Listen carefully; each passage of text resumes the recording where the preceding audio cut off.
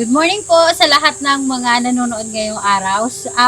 Dahil malapit na po yung Father's Day, meron po tayong bibisitahin na isang ama or father para pag-usapan po natin yung kulay ng kanyang buhay sa pagiging ama, kumusta po yung buhay pag-ibig niya, at ibang kwento ng kanyang pang-araw-araw. Ano ba yung kadalasan na ginagawa ng isang ama sa loob ng isang araw? So yan po ang inyong antabayanan, ang inyong abangan kung ano po ang ating makukuhang leksyon para sa ating Father's Day special. Tara!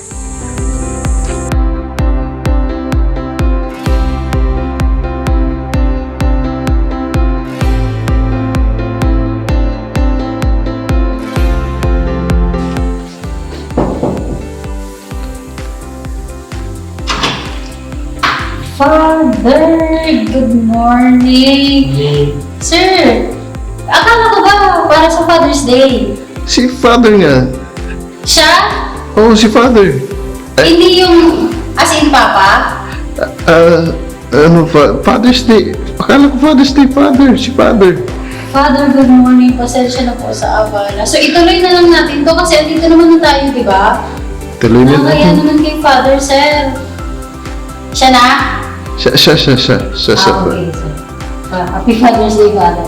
Salamat po. Tuloy mo kayo. Sa buong araw na ito ay ating pong susubaybayan ang daily routine ng isang pare na sundalo. Ay, Alas 6 ng umaga, gumigising si Father Mark Dave Monterey. Tuwing siya ay bumabangon, hindi niya kinakalimutan na manalangin at magpasalamat sa Diyos.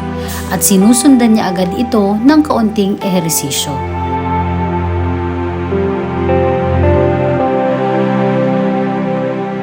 Pagkatapos nito, bumaba na si Father mula sa kanyang kwarto para mag-almusal. Tara, kain muna tayo. Siyempre, hindi po tayo nagdalawang isip na maupo dahil masama daw po ang tumatanggi sa grasya. Paborito kong ulam.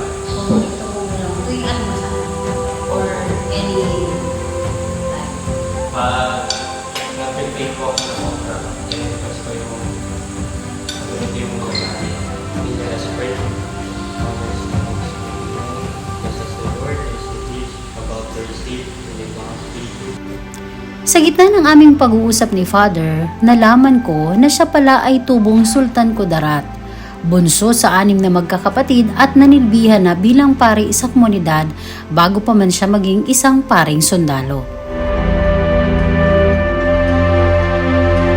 Nalaman ko rin na paborito ni Father ang kumain ng mga gulay, kaya naman sa kanyang almusal ay okra ang nakahain kapares ang tinapa. Bakit paborito mo yung okra? Kasi sinasabi na yung okra, papagaan na. At papaganda ng skin mo kasi meron na itong vitamin C or collagen. Doon ko lang baka bumata ako. Pumutik ako Kasama na pala sa routine ni Father ang bisitahin ang kanyang halamanan kung saan siya kumukuha ng mga nilalagang gulay tulad ng alugbati, okra at talbos ng kamote.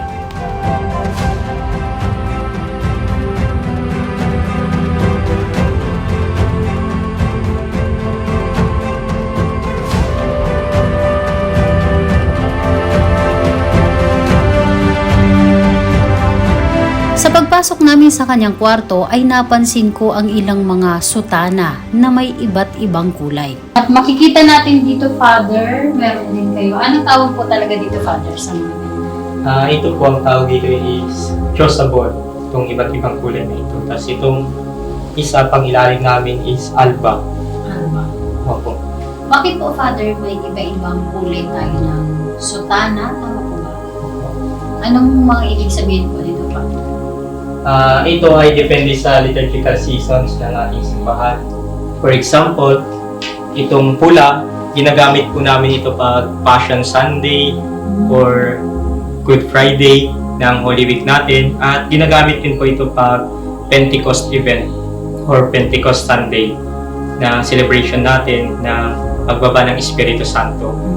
At ginagamit din po ito pag celebration ng mga santo na mga martyrs ng ating simbahan. Okay. Kaya pula symbolizes the blood of the martyrs. At itong green ay ginagamit ko po ito pag ordinary time ng liturgical season natin. Ito yung pinaka-paborito ko. At itong pink or rose ay ginagamit ko ito kapag 4th Sunday of Lent or tinatawag nating Litany Sunday, then 3rd Sunday of Advent na tinatawag nating Gaudete Sunday. Saka itong white, ito yung una kong nasuot na chasuble during my ordination. Ginagamit ko ito kapag feast ni Mama Mary, mga iba't ibang santo, at Christmas season. At ginagamit ko rin ito kapag sa kasal and Easter season May also. mga ibig sabihin ba ito, Father? May mga simbolo? Yung bawat nakagulit dyan. Oo, ito nagsisimbolo ng Eucharist by the body and blood of Christ. And it is about Jesus. Okay.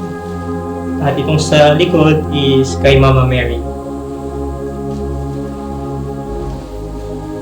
At ito naman, purple or violet, ginagamit po ito kapag patay. Isa sa patay, ginagamit din ito pag Advent and Lenten season. Okay. Ito po wala naman ito, Father. Wait naman din. Same siya nito. Okay po. Okay. So, nalaman natin yung mga ibig sabihin nito. Hindi siya yung tulad sa atin na pag Monday ngaya to Thursday, ito yung uniform natin.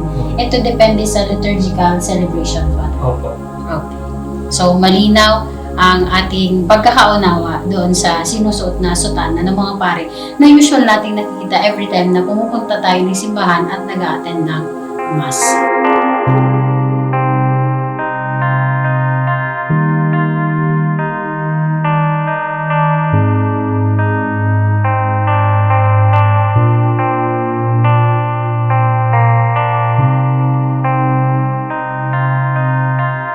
Pagkalipas nito ay nagtungo naman kami sa kanyang opisina kung saan nakalagay ang kanyang mga aktibidad sa loob ng isang buwan. Ito yung Office of the Division Chaplain, 9th ID Philippine Army.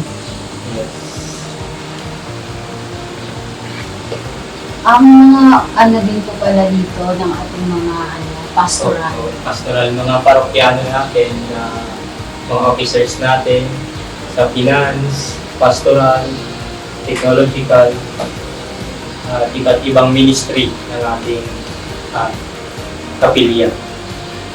So, pang ilan na kayo, Father, na pari Ito dito yung sa... mga chaplains or pari na nasa dito sa Doon namin nalaman na tuwing wala siyang aktibidad ay itinutuon niya ang kanyang oras sa pag-check ng mga incoming activities. At ito po yung... ito yung mga activities natin for this month. Medyo madami na rin po pala Opo. yung ating activity. Then may mga pa-schedule pa po. May binyag. Tama po ba? Opo. Sir Bani, may binyag. O kasal, baka gusto mo magpa-schedule na ng kasal. Pero Father, na-invite na ba kayo sa mga ano? Halimbawa kayo yung pare, tas kayo din yung ninong. Nagninong na ba kayo? O, nagdinong na rin ako, pero hindi ako nag-attend sa linya ng mga ninong. Hindi. Ako rin yung nagbinyag. Okay. Tapos ito po yung inyong anting opisina, Father. Opo. So pag ganito po na wala pa kayong activity, Father, ano yung mga usual ginagawa po dito sa opisina niyo, sir? Dito, gumagawa ako ng mga prayers or invocations. At the same time, gumagawa ng mga prayers. Para sa federation ko rin sa aking mga homilies or preaching natin. Kapag mga ganitong oras naman, kapag wala rin siyang ginagawa, ay nagkukulong si Father sa kanyang kwarto upang gumawa ng humilya. Pati mga ilang oras ka po na nakukonsume yung paggawa po ng homily? Mga 2 oras. Kasi before pa ako gagawa ng aking homily, magdadasal muna ako, asking the guidance or the inspiration of the Holy Spirit. And after that, sisimulan ko nang babasahin yung Bible or the Gospel para pag nilayan ito at yun na po gagawa na po ako ng aking homily at i-relate ko po sa ating buhay. Pinagnilay-nilayan ko talaga ito at hinihingi ko nga yung gabay ng Espiritu Santo. Sabi nga na dapat yung homily ay hindi talaga galing sa iyong sarili, kundi dapat galing sa Diyos at sa Kanyang salita. At nire-relate ko yan sa simpleng pamumuhay natin to touch the lives of the people. Pero napansin ko, Father, yung iba mong homily, parang nilalagyan mo siya ng mga jokes o pampatawa. Upang makuha ko rin yung mga attention ng mga tao. At minsan, baka natutulog na sila kapag nagbibigay ako ng homily. But to get their attention, nagbibigay rin ako ng mga biro or mga joke. At related naman yung mga biro or jokes sa gospel natin or sa salita ng Diyos. Matapos nito ay bumaba kami ni Father sa kanyang pahingahan, ang isang maliit na kubo kung saan nililibang niya ang kanyang sarili sa paglalaro ng chess nang may biglang dumating. Dito pala yung mga yun. Okay. Gandang mga yun.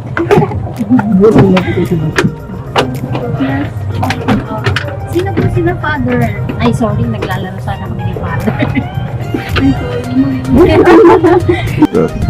So, ganito pong mga oras, kapag walang ginagawa si Father, kanina naggawa siya ng at nagkataon, habang naglalaro kami, may mga dumating na kabataan. Yung pala yung mga youth na tumutulong dito sa simbahan. At ngayon nagkakaroon sila ng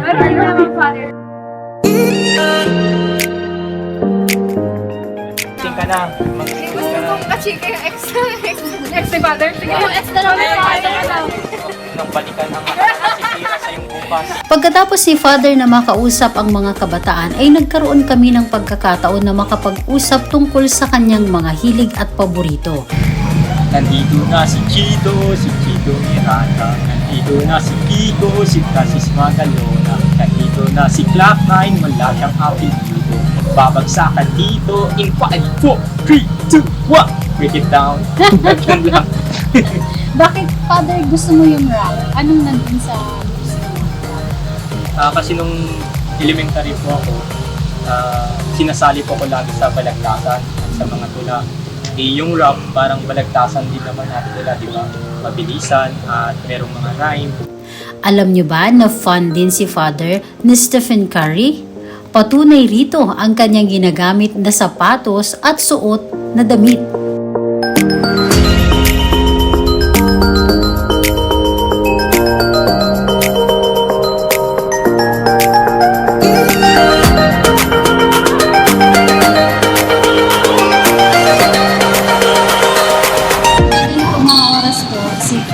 Ng ibang mga sandalo ay nagpapapakasal. Tuwing hapon, kung hindi po, matakbo siya, ngayon po, makalipas ang maghapon na aktibidad ni Father Dave, ay kinuha natin ang pagkakataon na makausap siya ng masinsinan. Nalaman natin na kapwa niya natupad ang pangarap ng kanyang mga magulang na maging pari at maging sundalo. Yung tatay ko ay sa retired soldier ng 13th IV. At ang relationship ko kay tatay noon is, totoo lang, hindi po kami close masyado ng aking tatay. Dahil minsan ko lang siya nakikita at minsan ko lang siya nakakasama. At kapag umuwi nga si tatay, para nagagalit ako kasi hindi ako makakatabi kay nanay. Kasi mamasboy ako noon. At saka, ang close ko talaga is yung aking nanay. At kapag si tatay nandun siya sa kampo, very strict talaga. Parang sundalo talaga yung kanyang pamamalakad. Kapag inuutosan niya ako, merong counting. For example, bumili ka ng binsin, 10 counts. Minsan lang siya nagsasalita. Hindi kinayla ni Father Monterrey na sa kabila ng pagiging malayo ng kanyang ama dahil sa trabaho nito bilang isang sundalo, ito rin ang naging niyang inspirasyon para pumasok sa serbisyo. Ngunit mas sinubok ng panahon ang kanyang katatagan nang maghiwalay ang kanyang mga magulang at hindi niya maiwasang magtanim ng galit sa kanyang ama. At nung nag-retire na si tatay, I was 4th year high school during that time.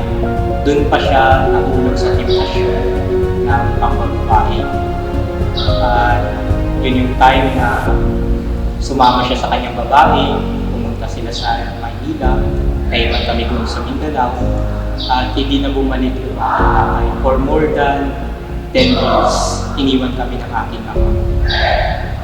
Then, after po, sa loob po ng 10 taon na yun, ano yung nasa isang time? Una, nakaramdam talaga ako ng galit sa aking ama. Bakit niya kami iniwan? Lalo-lalo na kapag nakikita ko yung aking nanay na umiiyak kapag kinikwento niya yung pag-iwan ng aking tatay at sakit na naidulot niya sa aking nanay. Nakaramdam talaga ako ng galit.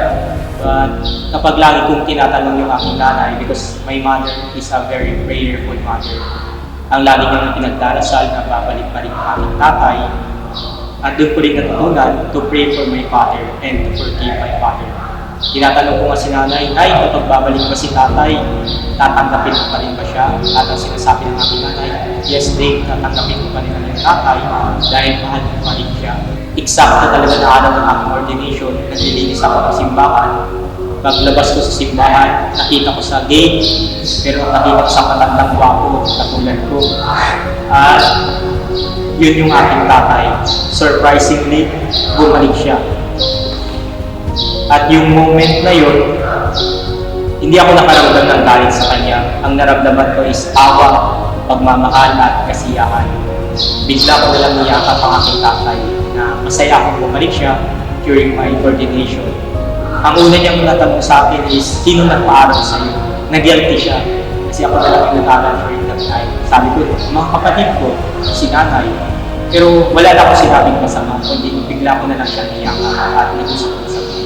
Ngayon ay isa na siyang pari at ama ng komunidad. Isang mensahe ang kanyang ipinaalala sa lahat ng ama. Mga tatay natin dyan na maging manatag sila na haligi ng tahanan. Ang ibig sabihin yan, maging tapat sila sa kanilang misis o sa kanilang asawa at maging responsable silang ama sa kanilang mga anak. Lalo-lalo na sa mga tropa natin, ng mga tatay, masasabi ko po sa inyo na iwasan ang bisyo, pagbutihin ang pagsiservisyo, huwag kalimutang mag-ehersisyo para pamilya at bayan natin ang makabenepisyo. Dahil dyan, yung aming pagsuporta sa kanila, pagtulong sa kanila sa moral, spiritual, and emotional life, doon po namin napapakita bilang isang ama ng ating simbahan at magiging mabuting modelo rin para sa kanila. Makikita nila yung buhay ng Diyos sa aming pagtataga bilang magiging mabuting ama ng ating simbahan. Pinatunayan lamang ni Father Monterrey na kahit siya na isang tagapagsilbi sa simbahan ay dumadaan rin sa pagsubok na nagturo sa kanya upang mas maging matatag na anak ng Diyos sa paniniwala, pagtitiwala at pananampalataya.